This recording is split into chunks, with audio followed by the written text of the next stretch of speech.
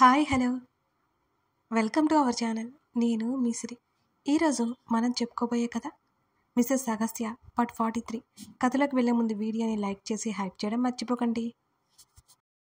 మీరేమైనా చిన్నపిల్ల అనుకుంటున్నారా? ఎన్నిసార్లు చెప్పినా సెన్స్ లేదు మీకు అంటూ మమ్మల్ని పైనుంచి కింద వరకు చూశాడు అగస్త్య. తన చూపులకు గనక శక్తి ఉంటే ఇద్దరం మాడి మసైపోయే వాళ్ళం ఈ పాటికే. థ్యాంక్ యూ అన్నయ్య, థ్యాంక్ యూ సో మచ్ అని అరిచేసి గబుక్కున్న గదుల నుంచి బయటికి వెళ్ళిపోయాడు క్రిష్. నేను కూడా పిల్లిలా మెల్లిగా బయటికి వెళ్ళాలి అని చూస్తుండగానే స్టాప్ అని అరిచాడు. ఏడుపు మొహం వేసుకుని వెనక్కి తిరిగి చూశాను నేను అగస్త్య వైపు. కమ్ తన వాయిస్లో కమాండింగ్కి కుక్క పిల్లలా సైలెంట్గా దగ్గరికి వెళ్ళాను నేను. చేతులు కట్టుకున్న నన్నే చూస్తుంటే తన వైపు వెర్రినవ్వు నవ్వాను. నువ్వు ఇంకా కిడ్వీ అనుకుంటున్నావా? తను ఒక్క అడుగు నా దగ్గరికి వేస్తుంటే గ్లాస్ డోర్కి అతుక్కుపోయాను నేను. నాకు రెండు వైపులా చేతులు అడ్డుపెట్టి నా వైపు చూస్తుంటే బిక్క చచ్చిపోయాను. ఇప్పుడు ఈయన గారికి అంత తిక్కరేగ పని నేనేం చేశాను రా బాబు? ఏదో ఫ్లోలో 4 స్టెప్పులు వేశాను, దానికే ఇంత కోప్పడాలా? నిజంగానే పెద్ద రాక్షసుడు అనుకుంటుండగా తను నాకు దగ్గరికి జరగగానే 2 చేతులు అడ్డుపెట్టాను. నా 2 చేతులు తీసేసి తన చేతులే పైకి పెట్టేసుకున్నాడు.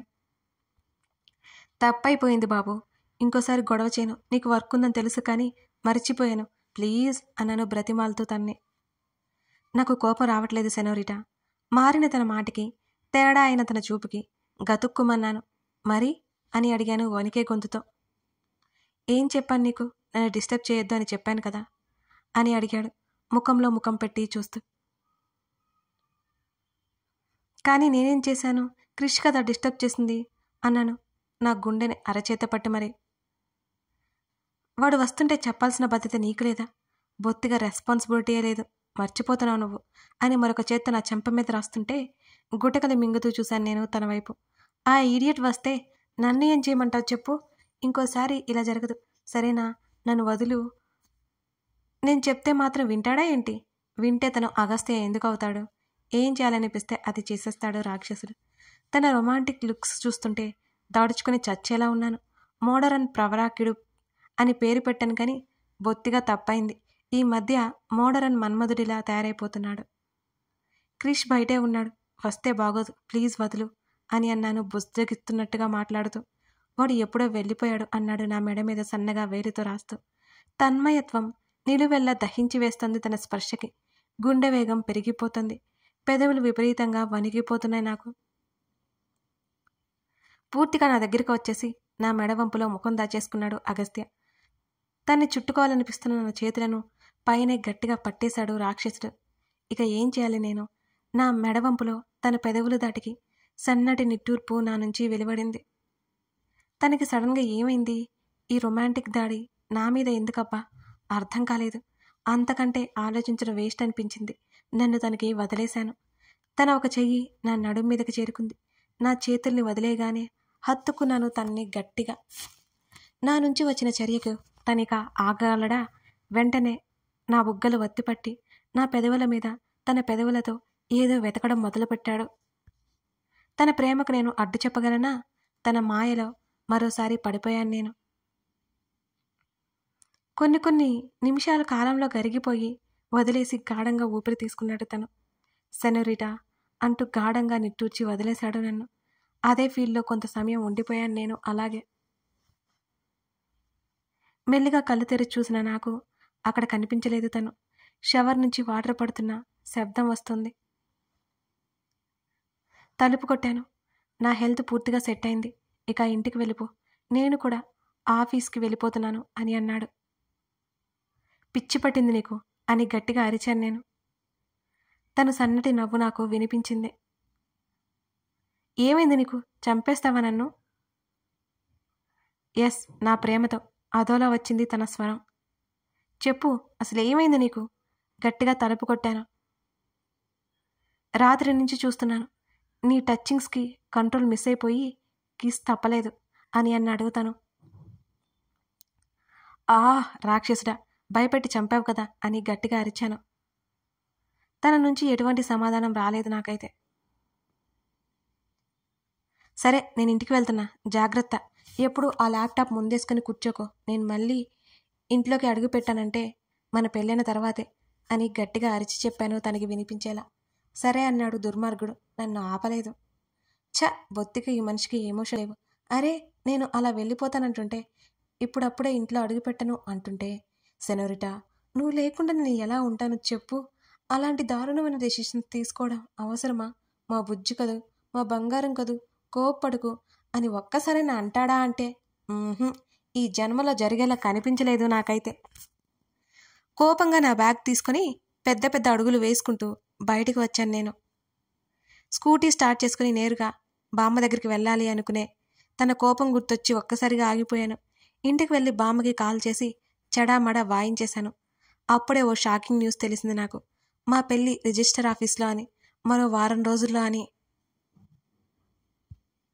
ఆ న్యూస్కి ఎగిరి గంతేయాలనిపించింది నాకు. నిజానికి డాడీకి యాక్సిడెంట్ అయిపోయిన తర్వాత ఈ ప్రపంచంతో నాకు సంబంధం లేదు అనిపించింది. లోకం అంటే ఏంటో తెలిసింది. నాకు అన్నిటికంటే ముఖ్యం మిసెస్ అగస్త్య అవడమే. ఈ లోకం సృష్టిలో మేము పెళ్లి చేసుకుని అందరికీ తెలియాలి అని అనుకోవడం కాదు. మా పెళ్ళి ఎంత తొందరగా జరిగితే అంత హ్యాపీ. ఒంటరివాడు అనుకునే తనకి నేనున్నాను అనే భరోసా ఇవ్వడం. అవును, తను కోల్పోయిన ప్రేమను నా ప్రేమ ద్వారా అందించడం. తను ఎప్పుడూ విరక్తిగా ఫీల్ అవ్వకుండా చేయడం. తనలో మండే అగ్నిగోళాలను నా ప్రేమతో శాంతింప చేయడం. తన్ని నిలువెల్లా కమ్ముకున్న నిరుత్సాహాన్ని పారద్రోలి నేను నీదాన్ని అని చాటి చెప్పడం. ఆ ఊహలతో సంతోషంగా గడిపేశాను. నేను శబ్దం చేసినట్టు ఆ ఇంటికి వెళ్ళనేలేదు.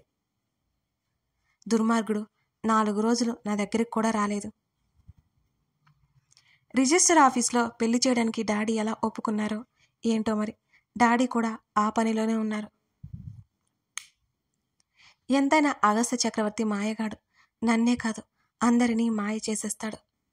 అంతా బాగానే ఉంది, కానీ నేను వెళ్ళిపోతే డాడీ ఒంటరిగా అవుతాడేమో అని మరో బాధ కమ్మేసింది నన్ను. అగస్త్య ఏమో మా ఇంటికి రాడు, డాడీ ఏమో తన దగ్గర ఉండడానికి ఇష్టపడ్డు. నేనేం చేయాలో నాకైతే అర్థం కావడం లేదు. డాడీని ఎలా వదిలేయాలి? ఇది పెద్ద సమస్య అయిపోయింది నాకు. నేను లేకపోతే మళ్ళీ డాడీ ఆఫీస్ అంటూ హెల్త్ పాడు చేసుకుంటారు ఏమో అనిపించింది. మా డాడీకి కూడా పెళ్లి చేసేస్తే ఆ ఆలోచనకి నాకు నవ్వొచ్చింది. వైఫ్ అవసరం ఉన్నప్పుడే పెళ్లి చేసుకోలేదు డాడీ. నాకు తల్లి అవసరం ఉన్నా తనే తల్లి అయ్యాడు, కానీ మరో పెళ్లి అనే బంధం వైపు తను అడుగులు వేయలేదు. ఏ ఐడియా తట్టలేదు నాకు. ఏం చేయాలి ఎంత ఆలోచించినా తట్టలేదు. నాకున్న పెద్ద సమస్యకి పరిష్కారం నా రావని చెప్తాడేమో. భూమి గుండ్రంగా ఉంది అన్నట్టు చివరికి తిరిగి తన దగ్గరికి వెళ్లాల్సి వస్తుంది నాకు. వెంటనే కాల్ చేశాను తనకి. చెప్పు సెనోరిటా అని తను అనగానే, ఒంట్లో బాగానే ఉందా నీకు అని అడిగాను నేను వెంటనే. ఓవర్ యాక్షన్ ఆపేసి ముందు మ్యాటర్ చెప్పు అని అన్నాడు తను. లేకపోతే నీ నోటి నుంచి అంత ప్రేమగా పిలుస్తుంటే ఆ మాత్రం షాక్ అవనని నేను. నీకు ఒంట్లో బాగుంటే పిలుస్తావా లేదా అని డౌట్ వచ్చింది మరి అని నేను వెటకారంగా అనగానే, నా ఎదురుగా ఉండి మాట్లాడు, ఫోన్లో కాదు అన్నాడు అగస్త్య. మరి అంత తెలివి తక్కువ దానిలా కనిపిస్తున్నానా నీకు? నీ ఎదురుగా మాట్లాడతానని ఎలా అనుకున్నావు? అదే కనుక చేస్తే నా నడుముని బలి చేయవు నువ్వు అని అన్నాను. మరి ఫోన్లో ఎందుకు తెగవాగుతున్నావు అని అడిగాడు. నువ్వు దగ్గర లేవు కదా అందుకే అని నవ్వాను నేను. ఎదురుగా ఉంటే? అయినా నువ్వు ఈ టైంలో ఆఫీస్లో ఉంటావు కదా, అందుకే నేను వాగుతాను అని నాలుక ఖర్చుకున్నాను. తన నవ్వు వినిపించింది. అది ఖచ్చితంగా కన్నింగ్ స్మైల్ అని నాకు బాగా తెలుసు. ఓయ్, ఎందుకలా నవ్వుతున్నావు అన్నాను భయపడుతూ. అసలే కన్నింగ్ ఫెలో కదా, ఎదురుగా ఉంటే ఏం చేస్తావా అని అడిగాడు తను. ఏం చేస్తాను? ఏం చేయను అన్నాను నేను వెంటనే. నువ్వు నీ పిట్టమొహం, ఎదురుగా ఉన్నప్పుడు మాట్లాడలేవు కానీ ఫోన్లో మాత్రం మాటలు కోటలు దాడుతాయి అని తను అంటుంటే, అంతలేదు, నువ్వు నా ముందున్నా అలా మాట్లాడగలను. నువ్వంటే నాకేమన్నా భయమా ఏంటి అని గడుసుగా అన్నాను. ఆహా, నిజమే? అవును, నువ్వంటే నాకెందుకు భయం అని నేను మరోసారి చెప్పగా, ఫోన్లో ఎందుకులే, ఎదురుగా మాట్లాడు అని తన గొంతు నాకు దగ్గరగా పెద్దగా వినిపించింది. అదేంటబ్బా, నా వెనుకున్నట్టే వినిపిస్తోంది అని నేను అయోమయంగా ఇంకా బుర్రగొక్కుంటూ వెనక్కి తిరిగి చూశాను. అంతే, నేను బాల్కనీలో నుండి మాట్లాడుతుంటే బాల్కనీ డోర్కి ఆనుకుని చేతులు కట్టుకుని కళ్ళెగరేస్తూ ఫోన్ చూపిస్తూ కనిపించాడు మిస్టర్ అగస్త్య చక్రవర్తి. నాకు పెద్ద షాక్ ఇస్తూ గతుక్కోమన్నాను నేను. నా గుండె జారిపోయింది. ఏడు మొహం పెట్టుకొని, ఇది చీటింగ్ తెలుసా, నువ్వు వస్తున్నట్టు నాకెందుకు చెప్పలేదు అన్నాను తిరిగి కోపం నటిస్తూ తనని డైవర్ట్ చేయడానికి. అది వదిలేసాయి, ఇందాక ఏదో వాగుతున్నావు అని తను కళ్ళు ఎగరేస్తూ కాల్ కట్ చేసి ఫోన్ పాకెట్లో పెట్టుకున్నాడు. నేనా ఏమన్నాను, ఏమనలేదే అంటూ కంగారుగా తల అడ్డంగా ఊపాను. కమ్, తన గొంతులో కమాండ్కి ఎప్పట్లా తన దగ్గరికి నడిచాను.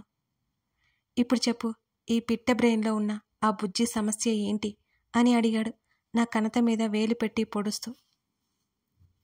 నా సమస్య ఏంటో వివరంగా విపులంగా తన ముందు పొందుపరిచాను. ఓ అదా, నేను దానికి ఎప్పుడో సొల్యూషన్ వెతికాను కదా అని తను అనడం ఆలస్యం. కళ్ళు పెద్దవి చేసి చూశాను. సమస్య వెతికావా, ఏంటది, అయినా నీకు ఈ ఆలోచన ఎలా వచ్చింది? నా కళ్ళని కోడిగుడ్లంత చేసుకుని మరీ అడిగాను. నీలా కోడి బ్రెయిన్ అనుకున్నావా ఏంటి నాది అని నా తల మీద ఒక్కడి పీకాడు. ఓయ్, నన్ను కోడి అంటావేంటి అని నడుం మీద 2 చేతులు పెట్టుకుని ఉరిమి చూశాను. మరి ఏమనాలి, కోతి అనాలా, కుక్క అనాలా అని తిరిగి గదిలోకి నడిచాడు. నన్ను అంత మాట అంటావా, నేనంటే బొత్తిగా ప్రేమ లేకుండా పోయింది నీకు. ఏది అనకూడదు అదే అనేశాను నోరు జారేసి. 2 క్షణాల్లో నా దగ్గర కోపంగా కనిపిస్తున్న తన కళ్ళలో తన చేతిలో బలైపోతున్న నా నడుము. సారీ, అదేదో పొరపాటున అనేశాను, ప్లీజ్ వదులు అన్నాను వణికిపోతూ. నీ అంత ప్రేమ లేదు అని ఒప్పుకుంటాను, కానీ నీకంటే ఎవరైనా ఎక్కువ కాదు అనే విషయం తెలుసుకోకుండా మాట్లాడుకు నువ్వు సెనోరిటా. తన గొంతు మెల్లిగా వస్తున్నా ఆ గొంతులో గాంభీర్యానికి నాకు భయం వేసింది. తన కోపంలో చెప్పేది ఏది నా బుర్రకెక్కదు, భయపడుతూనే వింటాను. తర్వాత తను ఏం చెప్పాడో ఆలోచిస్తే అప్పుడు అర్థమవుతుంది తన ఇంటెన్షన్ ఏంటో.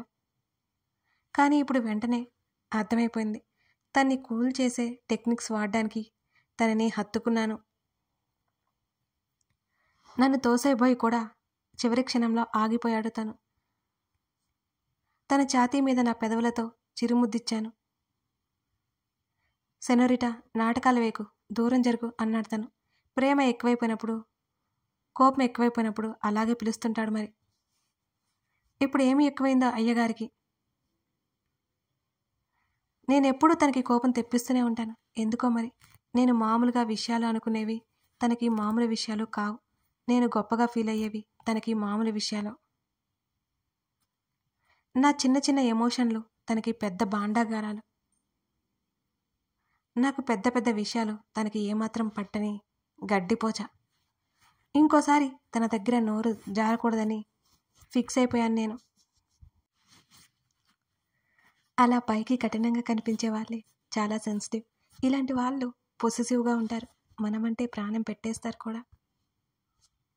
వాళ్ళకంటే ఏది ఎక్కువ కాకూడదు మనకి వాళ్ళంతే ప్రేమ పంచగలిగే మనమంత అదృష్టవంతరాలు ఎవరూ ఉండరు. ఆ విషయం అప్పుడైతే అర్థం కాలేదు, కానీ నాకు మెల్లిమెల్లిగా అర్థమైపోయింది. కాళ్ళు పైకెత్తి తన పెదవుల మీద ముద్దు పెట్టుకున్నాను నేను. తనేమీ రియాక్ట్ అవ్వలేదు. కోపంగా ఉన్నాడు కదా గురుడు, చెప్తా తన పని చెప్తా. పెళ్ళయ్యాక ఫస్ట్ నైట్ రోజు చెప్తాను. ఇంతకీ తమరేంటి ఇలా సడన్గా వచ్చారు అని అడిగాను. షాపింగ్ అయిందా అన్నాడు నా నుంచి దూరం జరుగుతూ. కానీ నేను తను వెళ్లకుండా తన షర్టు పట్టుకున్నాను. అయిపోయిందిగా, విన్నీ ఉందిగా, తనే హెల్ప్ చేసింది నాకు షాపింగ్లో. ఏర్పాట్లన్నీ అయిపోయాయా అని అడిగాను. మన కోసం రిజిస్టర్ ఆఫీస్లో పెళ్ళి, బామ్మ కోసం దానికంటే 1 గంట ముందు గుడిలో పెళ్ళి అని అన్నాడు అగస్త్య. అరే 2 చోట్ల అన్నమాట, సూపర్ అని ఎగిరి గంతేసినంత పనిచేశాను నేను. తను చూసిన చూపుకి దెబ్బకి నోరు మూసేశాను.